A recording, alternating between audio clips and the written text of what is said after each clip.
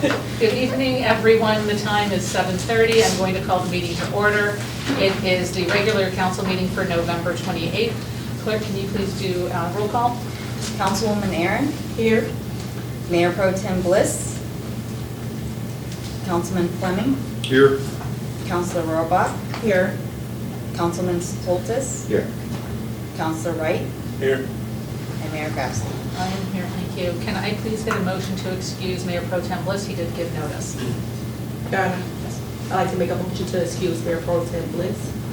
Thank you. Is there support? Support. Thank you. Motion has been made and seconded. Is there any discussion? Seeing none, all in favor, please signify by saying aye. Aye. Those against say no. Motion carries. The invocation and pledge of allegiance this evening will be led by Councilman Soltis.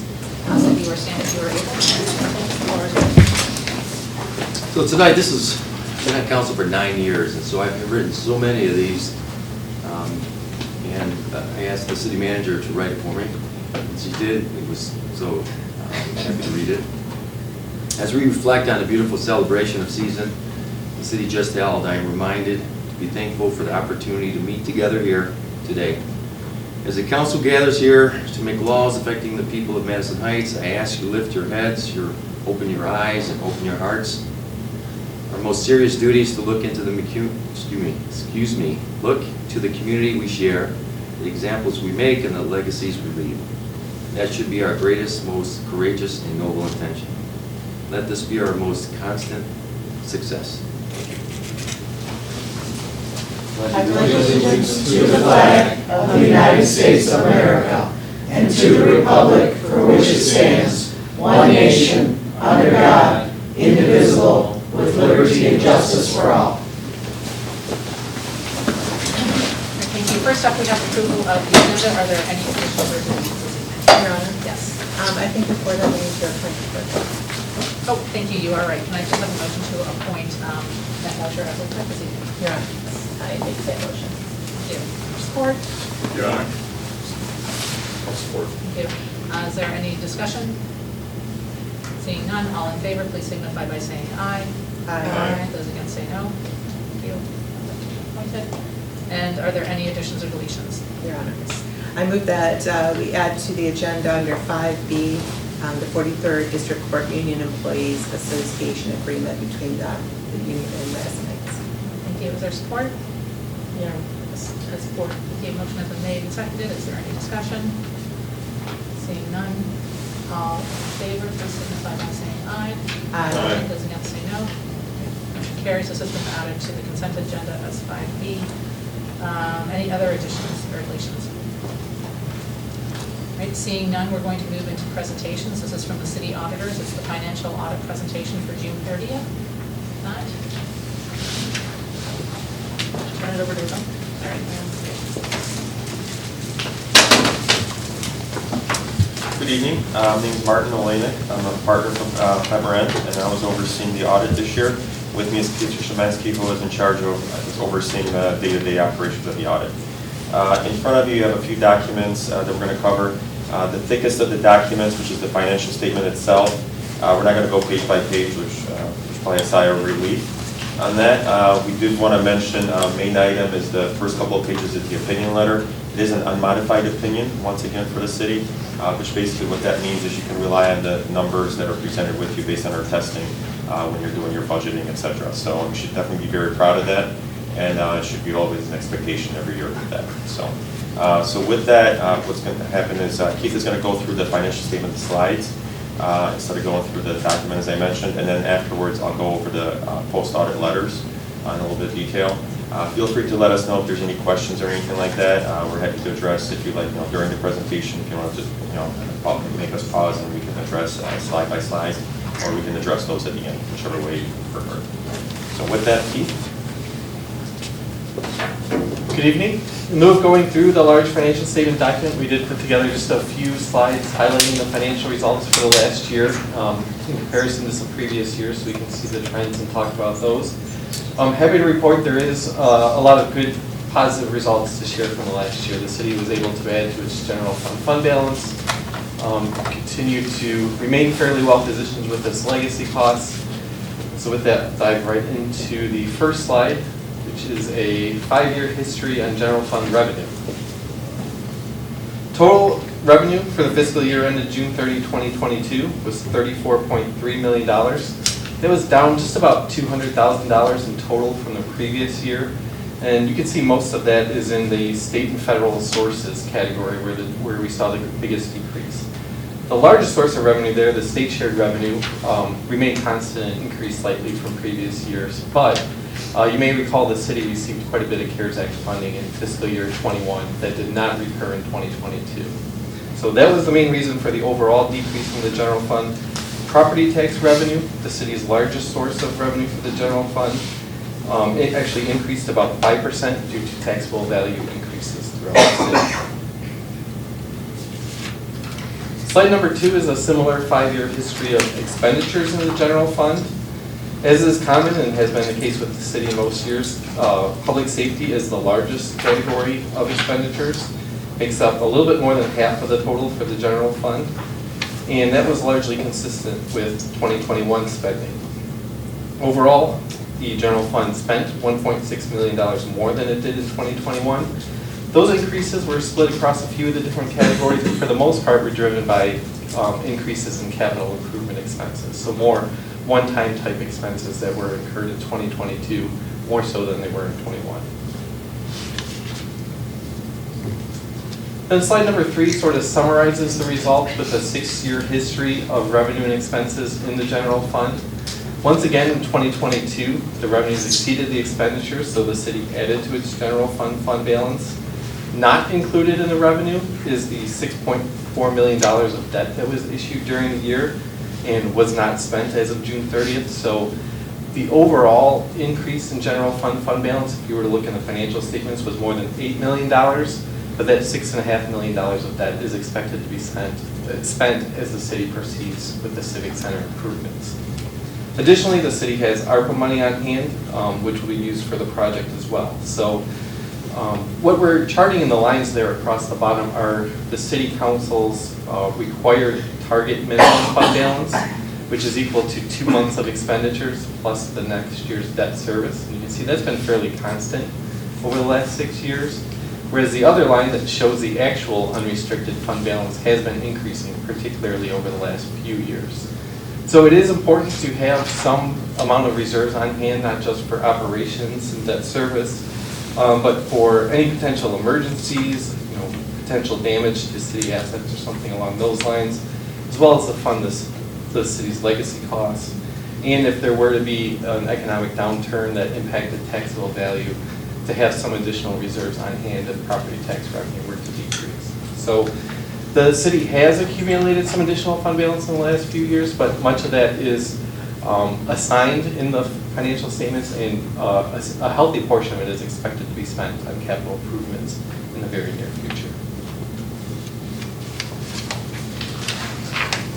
On the next slide, we switch gears away from the general fund and look at the pension and retiree healthcare funding progress.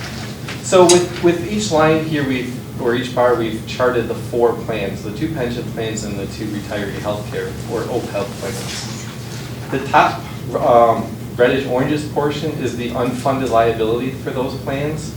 And so you can see that really it's only the police and fire pension plan that still has a significant liability. That plan, as of June 30th, was only about 47% funded, so there was an unfunded liability of more than $48 million. But the city, through the issuance of pension bonds in the last few years and changes to its OPEB plans, has significantly reduced those other liabilities in the other 3 plans. So the general pension plan was just over 100% funded. The general OPEB plan was also 101% funded. And the police and fire OPEB plan had a small liability of less than $5 million. It was 84% funded. So still some work to be done with the police and fire pension plan in particular, but overall, these are very strong results and really better than we see on average across most of the local units of government in the area and throughout the state. So the city should be proud of the decisions that they've made in recent years to significantly improve the standing of these liabilities. Then lastly, on slide number 5, we're charting operating results for the water and sewer fund. Once again, here we see in 2022, operating expenses or operating revenue exceeded operating expenses, which generally adds to the reserves. However, you can see the two numbers we're charting here with the lines, the unrestricted net position and the cash and investments have overall been trending downward in the last 5 or 6 years, and that's been intentional on the city's part. The city has been keeping a watchful eye on the amount of reserves in this fund and has been opting to use some of those reserves in lieu of raising rates for the residents. And so the city has a target in mind of what the appropriate reserves are and has been maintaining that and a bit more, but has also been able to keep the rates, their increase is relatively low in recent years by spending down some of these reserves. So that's all we have in terms of financial highlights, but I'll turn it back over to Martin to wrap up with some of the other deliverables. As mentioned earlier, there's a couple other letters that are in front of you. There's a slightly thinner letter. That one in particular is in response to our testing, if there's any changes that were noted as a result of the audit.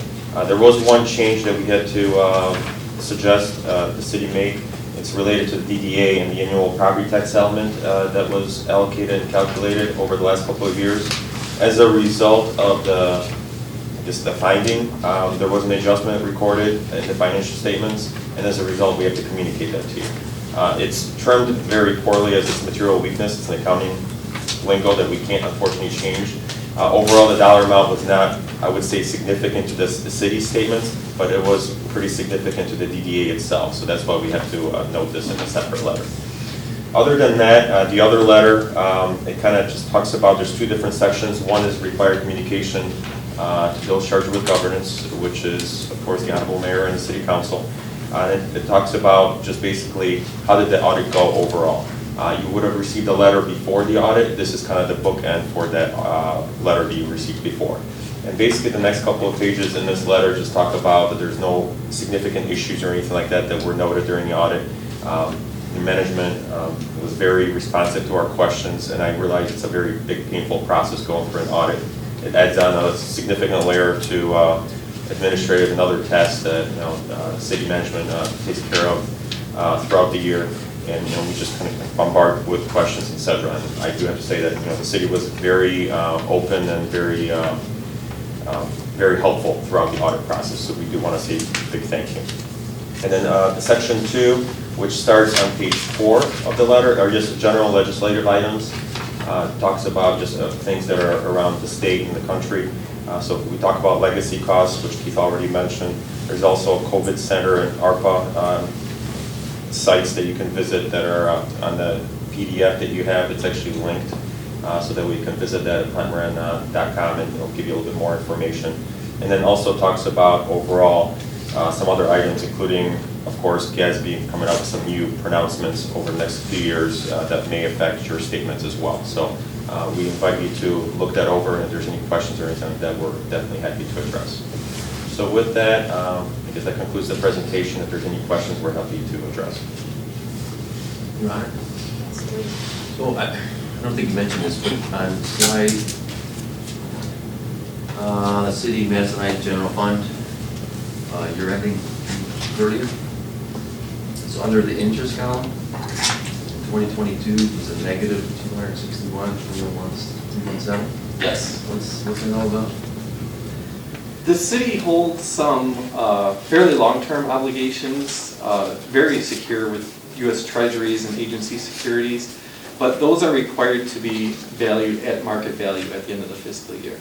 So with rising interest rates and the interest rates those investments are paying, they became less attractive in general to the investment market. So the fair market value had to be written down. However, if the city continues to hold those until they mature, they'll receive the full value of the principal and the future interest payments on those. So it went down in 2021 to a positive 67,000 compared to the hundreds of thousands before that. And I mean, it took a nosedive. Yeah, so the market value was adjusted, but yes, I mean, That's huge. the market's definitely been, I would say, interesting over the last 8-10 months or so. and there was definitely a decrease. Can you get us a detailed report on that? Where that $261,000 came or lost? It's the value of the bonds. I know, but like what bonds and I mean, I'd like to learn a little bit more about, because that's pretty huge. So quarterly, we get an investment report. And so it's all detailed in there. The way that the bond market works, as interest rates go up, which they have significantly done recently, the value of the bond is going to go down. So if we were to sell it today, we would be out $260,000. But we're not planning on selling it. We're gonna hold it and the value will come back. Has that ever happened? It happens every Yeah. time the interest rates go up. Well, that in happened the a 80s. lot during the recession, but it's During not the like an recession. actual hard dollar loss. It's No, I just understand. marking to market, so Okay. it has happened in the past. Thank you. It has not been seen in recent years, just That's because right. the market's been so favorable and the interest rates were so low for a long period of time. With the interest rates rising right now, the bonds, the current bonds would be, have a lot higher interest rate. So that's why investors went buy the lower interest bearing bonds. And therefore, the value on paper goes down, but overall, I absolutely agree with management that you'll get, as long as you hold the investments to maturity, you will get every single dollar back. It's just accounting requires you to mark it down to the value as of right now. Thank you. Thank you. Are there any other questions from council? All right, well, thank you for the report. It is appreciated, and thank you to Linda Knapp and her staff for all the work that you put into this. We appreciate that. Thank you so much. All right, next up, we have open to the public. So it's the opportunity, if anyone wishes to address council, ask that you go to the podium, state your name, address, any affiliation with the city, and speak 3 minutes or less. Floor is yours. Hi, Martin Ford, Edward Avenue. I do serve on the crime commission. I want to say tonight that Councilwoman Toya Aaron, you killed it this weekend. That vendor event was fabulous. And it was put on basically by herself. I have a problem with the DDA taking, like, this was their event. It wasn't your event. She did all the work. Your promotions chairperson didn't do anything except break an ordinance by having balloons flying out in the street, which then drive her distraction. That's what she did. Let her have this event. Let the people see what she's doing to help our community. You guys have your DDA, do what you do. This is her event. I find it rude that you try to take it from her. All right, thank you. Is there anyone else who wishes to address council? All right, I'm going to close open to the public, and we have the consent agenda. So there are 4 items. Number 3, the finance director, the emergency firewall implementation due to construction. There's a request, library, secondary firewall. Number 4, from the finance director, designated assessor, interlocal agreement and resolution. 5A, the regular city council meeting minutes of November 14th, and then the newly added 5B, the tentative agreement for the 43rd District Court. What is the wish of council? Your Honor, Yes. I move that council approves the consent agenda as presented. Thank you. Is there support? Your Honor, support. Thank you. The motion has been made and seconded. Is there any discussion? Seeing none, all in favor, please signify by saying aye. Aye. Those against say no. Motion carries. Next up, we have a report from the city manager and the city attorney. This is a resolution to create a charter revision study committee. At the city council meeting on October the 24th, Mayor Pro Tem Bliss and Councilor Wright requested to start the process of changing the current city charter specifically related to the city council meeting frequency. In order to start this process to review this issue and potentially other issues identified by staff and council, the first step is the establishment of a temporary charter revision study committee. After a study committee is established, but before their first meeting, city council would identify which items are to be reviewed. And I'm going to turn it over to Assistant City Attorney Jeff Sherwin to discuss this and some of the options in more detail. Good evening. I hope everyone had a nice Thanksgiving. In fact, last year there was some thought to creating a small technocratic study group of those who could parse words, consisting of 5 residents, the city manager, and the city attorney, for the purpose of considering, recommending, or denying, and drafting charter amendments referred to it by council, all of which would be subject to approval by council prior to submission to the Attorney General to check the ballot language, and the governor to look at the overall amendment for approval for placement on the ballot. Now, some of the issues back then, last year, included the need to resign from council in order to run for mayor, a process for appointment of the mayor pro tem, the filling of vacancies, and more recently, as mentioned by the city manager, the issue of rescheduling council meetings. As a result, I drafted option number 1. And option number 1 was sent around to council, and because some expressed concern about political partisanship, the original option number 1 was amended to exclude prior mayoral and council candidates during the 2 previous election cycles and the current mayor and council members from being on this commission. Now, this raised additional issues about those who volunteered for or contributed to the mayoral or council races during the previous 2 election cycles. Now, those concerns gave birth to option number 2, which was in your packet. And we added a new question to our application for the boards and commissions, requesting information on voluntarism and contribution to candidates. It's my legal view that option number 2 is fraught with potential legal issues and includes or intrudes into the idea of the secret ballot. I don't think we should be asking people who they volunteered for, who they contributed to. Of course, I can draft a resolution any way council wants me to draft it. And recently, there was a proposal being floated about creating a board with the chairperson or their designees from 11 cities and boards or commissions to be on this committee. It's my view, even though I'd like to get proposals, it's my view that this proposal gets away from the idea of a small technocratic group consisting of 5 residents, the city manager, and the city attorney. It makes the board too unwieldy, too many members, and I think that the political considerations would be enhanced rather than diminished with that type of membership. It would also cause issues with chairpeople of boards and commissions not being granted membership on this committee, namely, for example, the Library Advisory Board was not listed.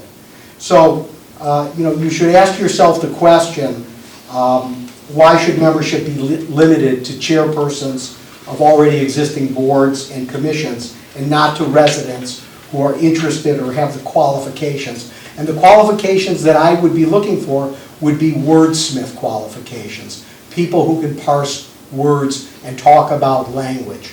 All of the applicants, of course, would be subject to council's approval. Council would have to, the administration would receive the applications, and then council would appoint those individuals like it does. As I said, I can draft this in any way you want me to draft it, but things should be kept simple.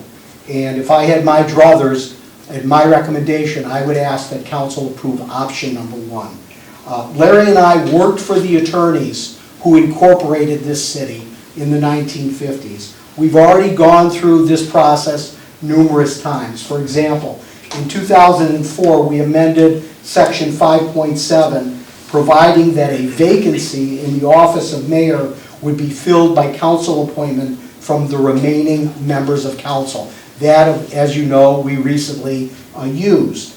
That amendment also included that council would appoint someone if there were no unsuccessful candidates from the last election, providing for special elections when there and providing for special elections when there are 3 or more vacancies. In 2005, we also, the Charter and Ordinance Revision Committee recommended against changing the system for appointing a mayor pro tem. In 2007, we amended 9.1 of the charter by renewing the power of the city to levy and collect 2 mills for residential street repair and reconstruction and related sewer repair and construction. So if I had my druthers, it would be my recommendation that we adopt option number 1, and that we accept applications, and those applications will come before the council. Council will approve or deny the applications. Once we have the board constituted, we can then have an issue referred to it by council that you would like that board to consider. So I have one thing to add. What Jeff is referring to as option number 1 is what you have in front of you in hard copy, not what was in the agenda packet.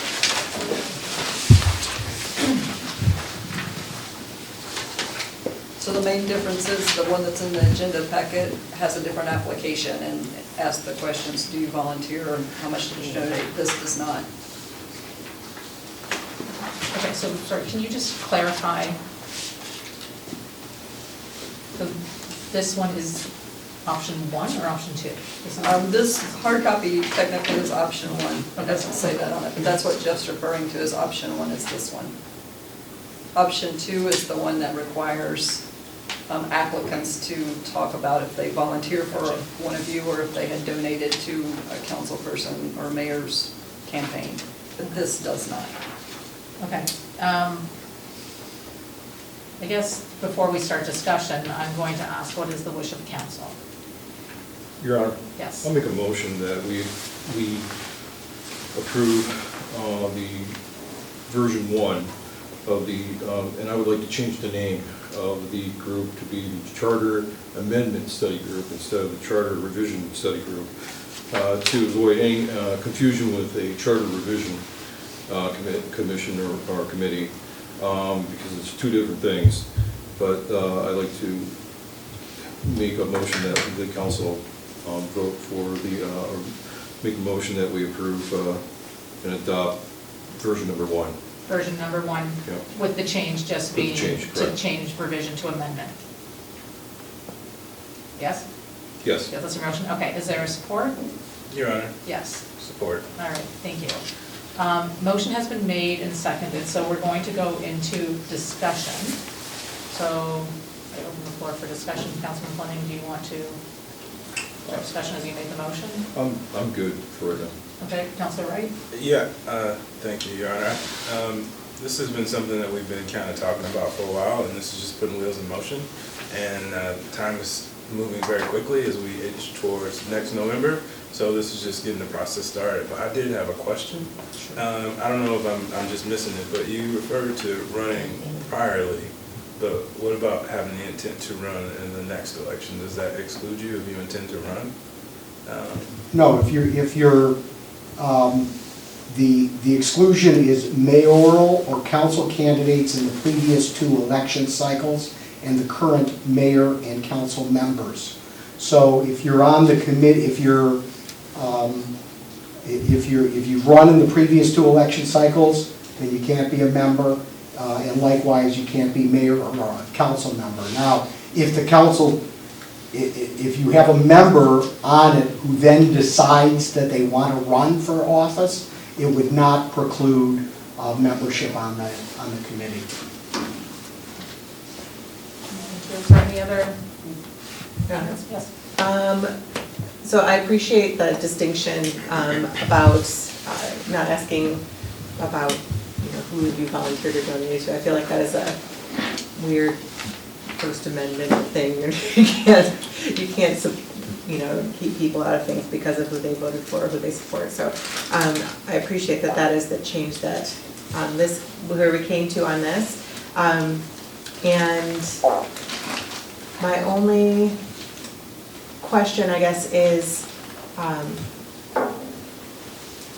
this does not exclude also anybody, like, you have to have filed petitions in a previous cycle to run to be counted as somebody who ran. Like, so if somebody pulled petitions from the count and collected signatures but never filed them, they are not officially a candidate for office, so they are still eligible to apply for this position. Okay.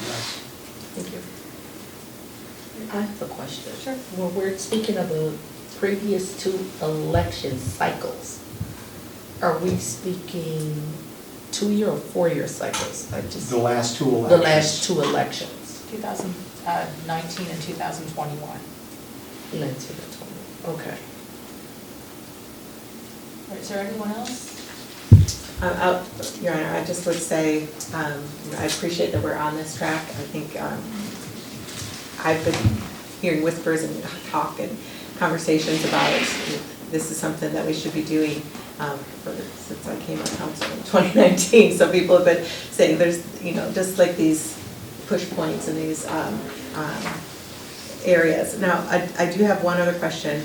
What is the difference between a charter revision study group and a charter amendment study group, and how is that? Well, what Councilman Fleming was referring to is when you revise the entire charter, then it's a different system than what we're doing. We're really amending the charter, even though our prior committee was called the Charter and Ordinance Revision Committee, the one that we activated during those times when we went out to the voters with ballot issues. For example, one of the ballot issues I didn't mention to you was we used to have 2 meetings in December. And of course, the meeting close to Christmas, not a lot of people came and there wasn't a lot of business, so we decided that's a waste. So we went out to the voters and the voters said, look, just have 1 meeting in December. So that was another time that we amended the charter. Thank you. Any other comments, discussion? All right, I'm fine with this, with one change. I do feel that I would like to see current board members who are chairs or vice chairs being given first opportunity for this. And that's because they have been working with the city, they have been working with other volunteers, they have shown a previous interest in doing something. So we have, what did you say, 11 boards. If they have their chair and their vice chair, we're looking at 20 plus people, which is not what we're looking at. We're looking at having a small group. So I'm not suggesting that automatically, boom, all 20 of them are on. What I would like to see is just another line in here that says, however the legalese is, that the first applicants will first be looked at will be the chairs and the vice chairs. So if all 20 applied, we're only taking 5 of them. If 2 of them applied, we'll have to open up, and we will still have to vet all of them. But that at least that way, we're getting people who have been working on the crime commission or the arts board or whomever, planning commission, just the different boards. They've been active, they've been doing something. So yes. Sorry. That was just that would be the one amendment I would like to see, the one change I would like to see for this, and I don't know that I can actually make that motion because I'm chairing this. So if there is anyone who agrees with me who would like to make a motion to add that in, that would be wonderful. Your Honor. Yes. I would disagree, just because I believe, I appreciate all the work that all of our boards and commission members do and have done and continue to do. What I think is especially interesting about this group here, it's going to take a very specialized type of person, and I can imagine, like people that are well versed in, like that have worked in attorneys' offices or are attorneys themselves, somebody who really can understand like what it means to have like a specific turn of phrase, how that affects the charter itself. And there are going to be people in our community that have those skills that would be really good at that, right? But they're also the people that are not going to have had time to necessarily dedicate, years on service on boards and commissions. But this could be a really wonderful service that they could bring to the city. And in a way that is different from our regular boards and commissions. I feel like it would also bring in a new perspective. We're kind of being able to kind of look at it from a neutral, like outside position. Be like, okay, what makes sense for this, rather than kind of insider baseball, you know, and looking at it in a more inside way. So I don't know if necessarily I would want to have, like, the first 5 people who happen to be on chairs or in boards and commissions currently, to be, those are the people that we need, just because they were fast and assigned to this commission. I just feel like it wouldn't necessarily serve us to have the most successful study group if we added that to the agenda or whatever, how we want it. Your Honor, Yes. I believe, and thank you, Emily. However, I think that having an outsider come in that does not really know the mechanics of how things are currently working in the city may not always be a good part, you know. It's too much bringing them up to date, and they don't know how council operates. Those that have never been to a council meeting or even have really participated in on a board and know how to juggle things. It's good to have new eyes and new perspectives. I agree with that. But I think we need, for this to be the first committee, begin with seasoned people, and I agree with someone that's already operated in boards, be it the chairperson or something like that, and then maybe have the committee last for so many months, or so many years, I should say, forgive me, and then we can move and bring in new people as the committee evolves. Your Honor, I'll just note that this is an ad hoc committee, so it is only just for the time that we need them, and then they're gone. And then they're Like, gone. so this isn't a long-term commitment for whoever it is. So that's Okay. even, I'm sorry. go ahead. Yeah, no, that's okay, I'd like to get the legal. And then, And nothing precludes the chair people of boards and commissions from applying, as long as they weren't mayoral or council Right. candidates the previous 2 election cycles. So they can apply too, and then it's going to be up to council to pick who would like to see on this committee. What Melissa and I are looking for are people who are wordsmiths, who can draft things. Those are the qualifications that and who can understand how language is used so that we can present it in the simplest possible way. Simple is always better. And the language is checked by the Attorney General, because we have to mean what we write down there, we have to mean what we say and say what we mean. And we need people with those qualifications. I have a question. Sorry, Councilwoman Mayor, did you want to finish your thought? No. Okay, all right, Council Wright. I can stop mine. I had a question in regards to, so is a motion even needed in that case? Because if, say for example, I think that we should just leave it open, and I think it's kind of dangerous to say, well, we'll show favoritism towards you if you've already served. Like, is it implied, like, you know, because we get the vote, that if we like someone who's served more, so therefore motion's not needed? Well, motion is on the floor right now regarding the approval of option number 1. There hasn't been a motion to add anything regarding preferential appointment or treatment to members of the boards, the chair people of the boards or commissions, but they're entitled to apply. So there's nothing that precludes them by adopting option number 1.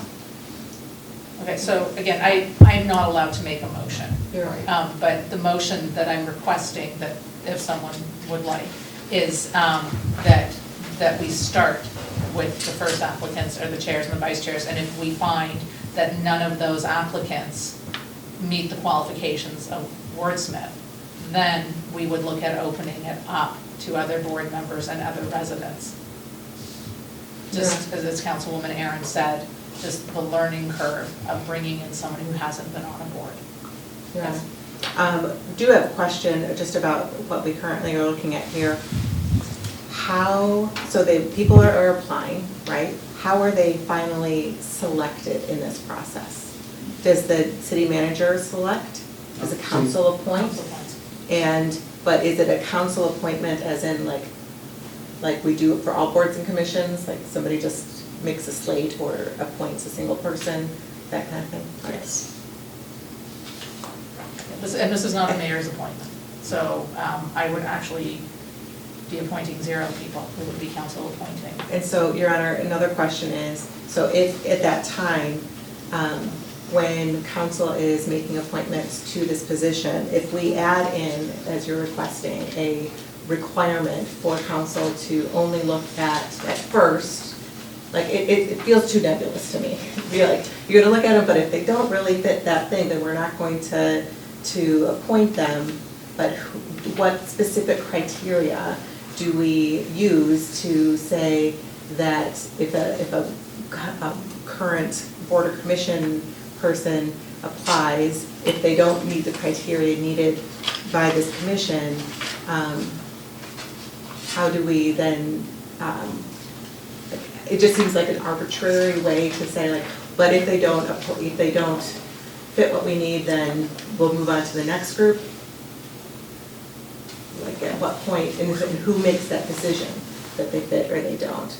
The 7 of us would be. I know, but like, what is the, like, do we all have to agree at once? Like, or can I look at them and be like, these 5 random people, or these 5 people that are on boards and commissions, I don't think that they fit what is needed for this commission, so I'm gonna appoint someone else.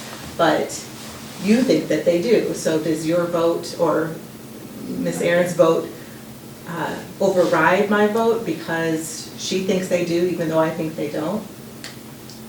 Can I have an attorney's position on that? The members that apply will be appointed in the same way that you appoint members to any board in this city. In addition, you might want to consider at the time of appointing, well, what are the issues that I want to refer to this committee, and who might have the expertise or know something about it? If it was a planning issue, maybe we need to have someone with some planning knowledge. If it's a general issue, then perhaps we don't need someone with that degree of expertise. It all depends on what the issues are, but I'm not proposing any different method for appointing members to this group, to this new study group, and that's what it is, a study group. It would not be open to the, not be subject to the Open Meetings Act. We want to study the issues and consider the pros and cons of what's referred to the committee from council. In other words, we don't want this commission to start deciding, well, you know what, we want to amend this and that, and let's propose something that council didn't refer to us. Council has to refer the issue to the board. I have a follow-up question with that. Go ahead. What is the time commitment then? And I mean, I know you don't know, but I mean, how much more of a time commitment is this in general? You know, if we say, for example, to look at this part of the charter, you know, what is the timeline? What is the turnaround? What are your expectations on the deliverables? Well, I think that the committee is supposed to get back to the council within 90 days from the referral, if I'm not mistaken. I thought I had that, or it says, or needed to consider a specific referrals from council. So that would. But we're looking at a relatively short period of time, because if we want to put this on the, ballot for the voters to vote, after it goes back to council and council approves it, you'll need 5 votes to approve anything. That will then have to be submitted to the Attorney General and to the Governor. And we've done this before. We've done it before, so we know how it works. And then once that is approved, then it will be on the ballot. And we would have to draft ballot language. And so this is how it's going to appear on the ballot, and the Attorney General has to approve that. So within a relatively short period of time. I don't think that once you refer an issue, you first have to constitute the study group, then you have to refer an issue to the study group, and then the study group will send you back something for council to look at to either approve or not approve. Your Honor, Yes. I would add to Jeff's comment that section 7 of the proposed resolution, which we're referring to as option 1, answers the question, completion date. It's entitled completion date. Upon appointment of the members, reading from it, council shall designate a completion date for the study group's work, and the members shall serve until the completion date specified by council, provided that said completion date shall not be less than 90 days from the date of appointment. So there's a 90-day window, within a minimum 90-day window from the date of appointment, for them to thoroughly study what the issue is and come back to council thereafter with proposed language if council wants to approve and put it on the ballot. If council is targeting the November 2023 election, you really have to start with that and work backward. Sure. And so we have to have this done. I don't have the dates in front of me, but in my mind, I'm thinking around April, because it is a long approval process. We typically, it has to go to the Attorney General for review. We have to write ballot language, and that has to also be reviewed. And those typically, we try to allow 4 to 6 weeks for that review process. So that all has to be done in time to put it on the ballot still. So we're looking at having to do this relatively soon, which is the reason this is on the agenda tonight. But we're thinking not the 90 days would need to be complete, I would think by the end of April. So that's why you're looking, the qualifications are someone who is a wordsmith and can articulate the points of the charter and what we want to accomplish with it. Okay. And we can advertise the, openings, I call them, but when we push out that, hey, this has been approved and we're looking for people to apply, we can put in that if you have this skill set, so people kind of know what they're getting into and what they're looking for. But I don't know the time commitment, but quite a bit, I would think, depending on how many issues council sends to them. If you only send one issue, it might not be that much. Yes.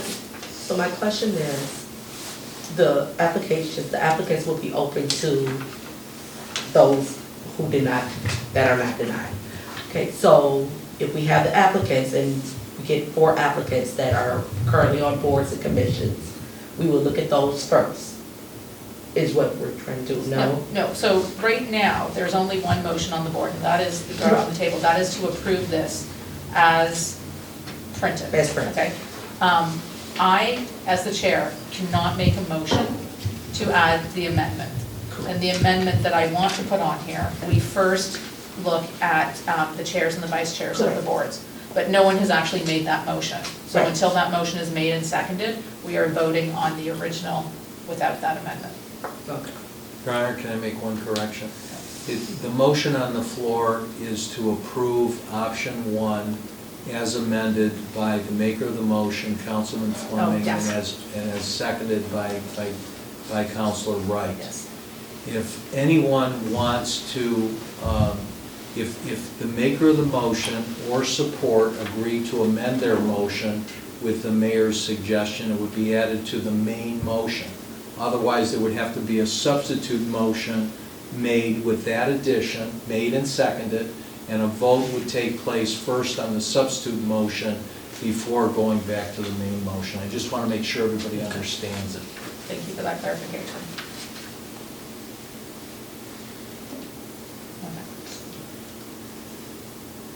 Okay. Are we gonna make the substitute motion, or are you gonna amend the motion? I think we should move to it. Can I, Your Honor, can we move to a vote? Well, unless David's, Councilman. No, Fultz, I'll you- defer to the mayor. Well, okay, so, I don't personally want to amend the motion. I think that having a greater pool of people that are not on the boards and commissions, especially at this point in time when we have a lot of people that are on boards and commissions that are not showing up at the meetings, I really want to make sure that we have people who are going to be participating first, right? And then also they're going to be people that we can have as pulled out of the community as a whole, and then they could be working on the study group. So I think we'll get more people that would be involved that, you know, might be, have more experience in doing such. That's what I'm saying. okay. So, Councilman Fleming is not making amendment. So we can do a substitute. I mean, the other option is that we could table this to sort of think about this and do this again in 2 weeks. So that's another option. Well, no, Or we can just vote on the current motion. Right. Or we can vote on the motion. So, I move to vote. vote on the current motion. All right, let's do a roll call vote on the current motion. Councilwoman Aaron? Yes. Councilman Fleming, Yes. Counselor Rohrbach, Yes. Councilman Soltis. Yes. Counselor Wright, Yes. and Mayor Grabstein. I'm going to vote no, but motion carries. All right, next up, we have ordinance 2190, the amendment to the library advisory board membership. This is the second reading. As proposed by the City Council and recommended by the Library Advisory Board, Ordinance 2190 amends the membership to include the addition of 3 non-voting at-large student members appointed by a staff liaison and increases the board alternates from 1 to 3. This is the second reading, also includes the change to have the alternates ex officio members when not filling the seat of a regular member. Therefore, staff and I recommend that City Council approve Ordinance 2190 on second and final reading. All right, thank you. What is the wish of council? Your Honor, Yes. I would like to recommend the City Council approve ordinance 2190 on the second and final reading. All right, thank you. Is there support? Your Honor, Yes. I'll support. The motion has been made and seconded. Is there any discussion? Seeing none, all in favor, please signify by saying aye. Aye. Those against say no. Motion carries. And then the second ordinance 2191, the amendment to the Parks and Recreation Board membership, second reading. As proposed by the City Council, Ordinance 2191 amends the membership to reduce the number of resident members from 7 to 6 in order to retain an overall odd number, and changes the 3 student members to non-voting at-large members appointed by the staff liaison. This is the second reading, and it also includes the change to make the alternate members ex officio members when not filling the seat of a regular member. Staff is hopeful that this will make it easier to get a quorum of the Parks and Recreation Board. The last Parks and Recreation meeting to develop the 2023 work plan had no quorum. A special meeting in 2021 to discuss playscapes had no quorum, and 2 meetings in 2020 had no quorums. Therefore, staff and I recommend that City Council approve Ordinance 2191 on second and final reading. All right, thank you. What is the wish of council? Your Honor, Yes. I move that council approves ordinance 2191, amendment to Parks and Recreation Board membership on second and final reading. Thank you. Is there support? Your Honor, Yes. support. The motion has been made and seconded. Is there any discussion? Seeing none, all in favor, please signify by saying aye. Aye. Those against say no. Motion carries. And with that, we conclude the regular meeting and our welcome closing comments, starting with Councilman Mayor. Thank you, Your Honor. I want to first thank all the sponsors who helped out. It's a nice tree lighting, which it was a good weather today. Last year, I remember being out there freezing, actually the last couple of years, freezing cold, so it was really good. And I know that a lot of people were excited about Santa's arrival, and they were really happy and pleased to meet him, but I was more thrilled to get a picture with the Grinch. So, I like him. So, I think that's who I may be this Christmas season.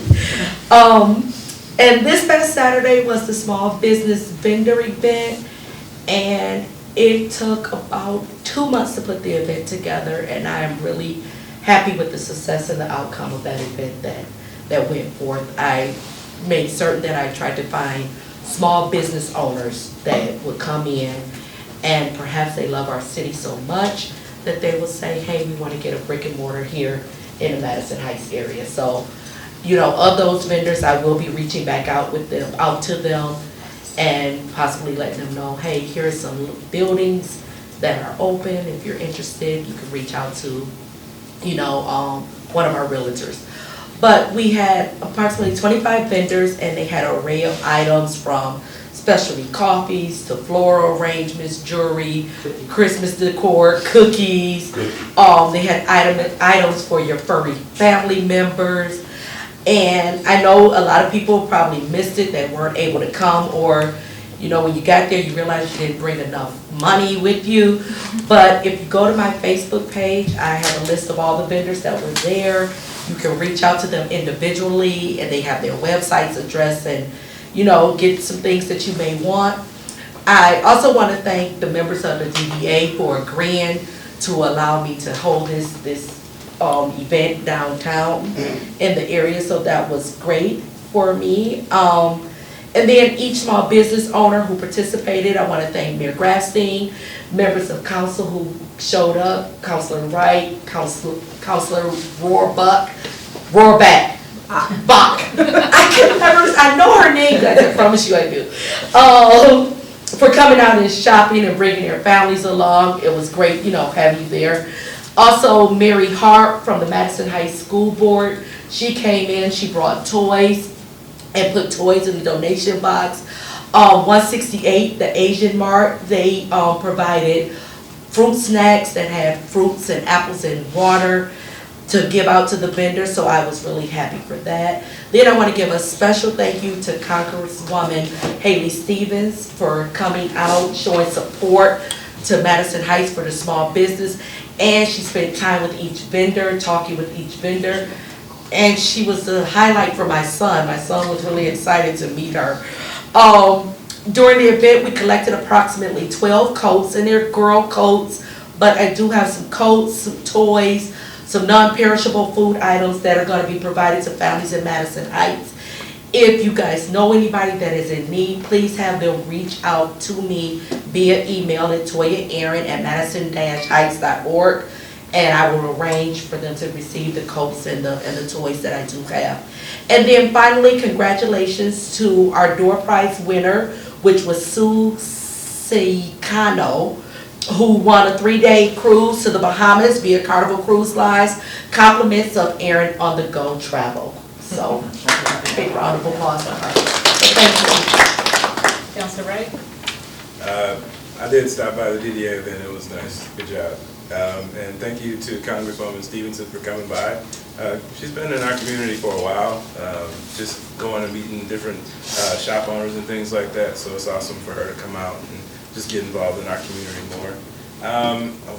I don't have much to say, but it's the start of holiday season, so it was awesome to kick off with the lights. My kids took a picture with the Grinch too. He seemed kind of nice though, I don't know why, but this time of the year is really tough for a lot of people. Seasonal depression sets in, and the holiday kind of hits a lot of people hard and differently, and they feel isolated. So I would just encourage you to just remember to say hello to a few strangers and hit them with a smile, even if they don't want to make eye contact, even if they're like, I don't see you, you're like, hey, I see you. So just remember to be kind and happy holidays. Thank you. Your Honor, first of all, I hope everyone had a wonderful Thanksgiving. Second of all, congrats to Councilwoman Aaron and anyone else involved relating to the small business vendor event. I'm glad it was very successful. And lastly, I like the Grinch also. I mean, how many cities can say they have a 6'6" Grinch on their team? So that's it, Your Honor. All right. Well, I want to start by saying thank you to council, hopefully I can get this, and thank you to the residents that reached out to me in my mother's passing. Enough about that. Your comments and cards and flowers that have been sent to my office are very much appreciated, so thank you very much. And on a happier note, thank you to the Recreation and the DPS staff. Tonight's tree lighting was fantastic. It was a wonderful event, and I heard very positive comments from the residents, so that is always welcome. It's a great way to kick off the holiday season. Thank you. Anything from the clerk's office this evening? Happy holidays, all the residents of Madison Heights. Okay. Councilor Rohrbach? I do want to say congratulations to Councilwoman Aaron. It was a fun event. I took my 9-year-old twins, and they had a really good time. They gathered everybody's candy off their table, and I still have pockets full of hard candy that they kept sticking in my pockets. So appreciate that. I was able to. It was really nice because I was like, all right, these are all the people you have to buy for Christmas. This is a great place to start looking for it. And so they had a great time. They bought a beautiful ornament with a cardinal for their Nana. They bought some earrings for their grandmother. They bought stuff for their sister. They bought stuff for everybody they could think of. It was a really nice thing to be able to do, to have, to feel good about where you're buying it. Right after we left there, we went over to the new Michigan Roots store over on John R., which actually some of the vendors that were at your shop have stuff over at that hard brick and mortar store over on John R. It's lovely. I've been watching it for the last few weeks, then renewing that space, and it was kind of a packed room. It was kind of exciting to see that kind of vacant building come to life over the last few weeks. So I recommend everybody. It's on John R. Right by the, Across from Big Across the Big we're across from Big Point, thank you. It used to be the, like, psychic. But wonderful, so that was a lot of fun to see, and exciting to see new businesses come to the city. Thank you to our DPS for all their work on the tree lighting and all the work to, for the event tonight, but just to get those lights up and everything, that is it's a labor of love, I think, for many of them, and I appreciate it, and I know our city residents do as well. I want to note that, you know, my third stop on Small Business Saturday was over at Super Taco. And y'all, I love Tienda Mexicana, that's really delicious tacos. Super Taco, also really delicious tacos. So now we're gonna have to have like a taco fight. I don't know what's gonna happen, but maybe, you know, traditionally a lot of Mexican families will have tamales for holidays. So I don't know, maybe our next council, instead of at the Coach for dinner, we'll go to tamale night this next year. All right. And then I just want to note that that the city's library, we're going to be going through some beautiful changes in the next little while, and I'm really looking forward to that. But they are doing some really wonderful author talks and making things available for some books that are coming up. You know, this last month they did a thing on one of my favorite books in the last couple of years. It's a book called Firekeeper's Daughter. They did a wonderful event with that.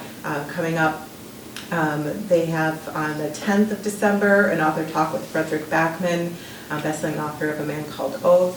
And then on the 14th, the story, it's an author talk with Nicole Eustace, who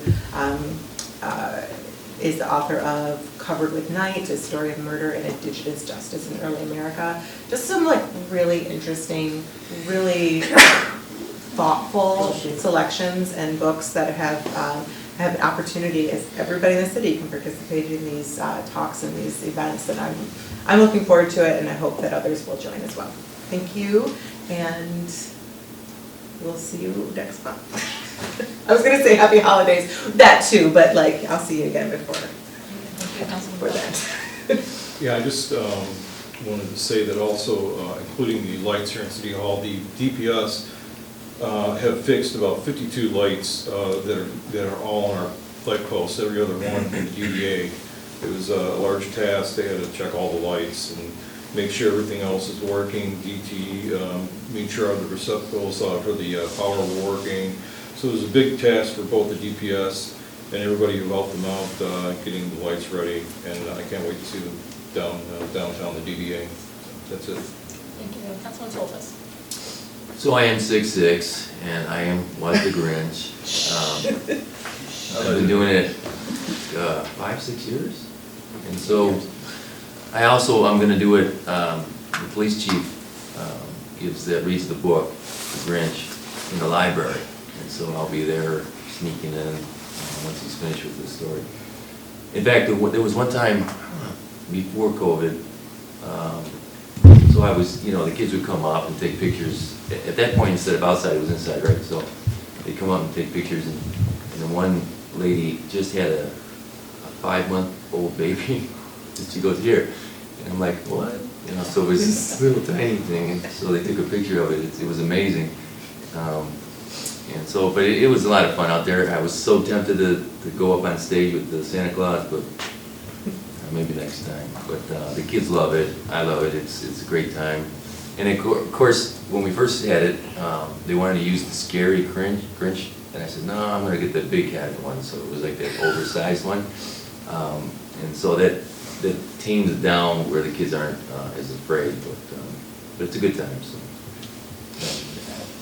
Thank you. So thank you to Councilman Soltis for helping and to all of our sponsors and volunteers and all the staff who helped the tree lighting tonight, and especially DPS for getting the lights on. It was, I don't know, I feel like I don't know if there are more lights or more trees or something, but when they went on tonight, I thought, wow, it's been a year and they've been always this bright, or what? It seemed like so much more. So I just want to thank everyone for getting that done, and, you know, thanks Mother Nature for the weather, it was perfect weather.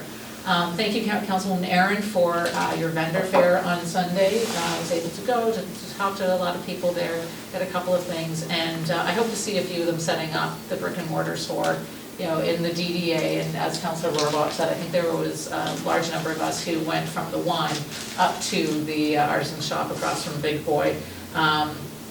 And I know that I took the card from one of our residents who had something at the vendor fair, who would like something. I took that up to the new place, and I was talking to the owner there, and she said that she has 30 vendors that she's selling for, like in her shop. And other than 3 of them, they're all from Hazel Park and Madison Heights. So you really can't get much more local than that. And the other 3 weren't hugely far away, and they're all in Michigan. So I thought that was great. So I'd love to see her success and to see that expand and maybe expand into the DDA. But, you know, we'll see one thing at a time. She's been open for 3 weeks, I think, but she seems to be doing great. Want to thank the Lions Club for inviting me to deliver dictionaries with them over the last few weeks. We've gone to the 3rd grade students, all the 3rd grade students in the Madison and Lanphier districts now have dictionaries from the Lions Club, and I was able to go with them everywhere except for Edmonton. There was a situation I wasn't able to make that one. But it was great. I love going and talking to the kids about this, and it's a really great program that they have. And then lastly, Councilor Wright alluded to, depression, so mental health. I don't know about you guys, but yesterday when it was gray and dreary, I didn't want to leave the house, and I think that's pretty common, and they call it SAD, seasonal affective disorder. When the sun isn't there, a lot of people just want to stay inside and sort of hibernate, but there's a lot of people who, even when the sun is shining and it's beautiful out, they want to stay inside and hibernate because they're dealing with some mental health issues. So it's something that I feel like I talk about a lot, but for those of you who aren't aware, my father was bipolar, and so this was my life growing up, and we didn't know what it was for the longest time. So just sort of looking out to see what options are out there, and it's pretty scary that the mental health system in the county and the state is really, really lacking, and they're in desperate need of an overhaul. Just talking with people who are within the system, trying to keep their head above water, just the amount of paperwork and bureaucracy that they're dealing with in an already stressful situation. So just if anyone has any resources or suggestions, I'm always open to hearing what there is out there. I know that the schools have received some kind of something to help, but I don't know what's happening with that. I know that there's there's a couple of police departments that have partnered together to get social worker in to help. These are all really Band-Aid solutions. What we need is something a lot more than these, and I don't have the answer to that, but growing up, no one knew what was going on in my house. So so many times you look at someone and you don't know what's happening, so just remember to give people grace. You have no idea what's going on behind closed doors. You have no idea what's going on up here. So with that, our next meeting is going to be December 12th. The time is 8:38, and this meeting is adjourned. Good night.